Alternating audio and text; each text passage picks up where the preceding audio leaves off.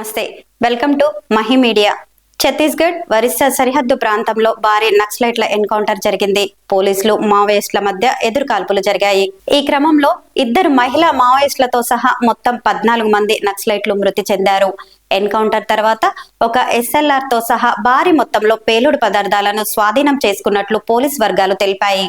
Orissa anti Naxals force SOG, Chhattisgarh పోలీసులు, జిల్లా reserve guard DRG, central reserve police force CRPF, Chhattisgarh కు చెందిన కోబ్రా సంయుక్త భద్రతా సిబ్బంది ఈ ఆపరేషన్ లో పాల్గొన్నారు. కేంద్ర సరిహద్దు జిల్లాలైన గరియాబంద్, నౌపాడలో ఛత్తీస్గఢ్, ఒడిశా పోలీసులు, CRPF సిబ్బంది కలిసి ప్రత్యేక ఆపరేషన్ ను నిర్వహించాయి. ఈ క్రమంలో జరిగిన ఎన్కౌంటర్ లో సోమవారం 2 మావోయిస్టులు మృతి చెందారు. ఈ తెల్లవారుజామున గాలింపుల్లో మరో 12 మంది మృతదేహాలు లభ్యమయ్యాయి. దీంతో మృతుల సంఖ్య 14కు చేరింది. కాల్పుల్లో మృతుల సంఖ్య మరింత పెరిగే అవకాశం ఉన్నట్లు తెలుస్తోంది.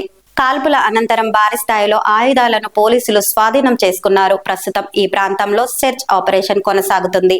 ఈ ఆపరేషన్ లో 1000కి పైగా భద్రతా సిబ్బంది పాల్గొన్నట్లు సమాచారం. ఎన్కౌంటర్ లో కీలక నేతలు మృతి చెందారు. మృతుల్లో కేంద్ర కమిటీ సభ్యులు Chalapathi alias Ramachandra Reddy, Manoj, special zonal committee సభ్యుడు గుడ్డు కూడా ఉన్నారు.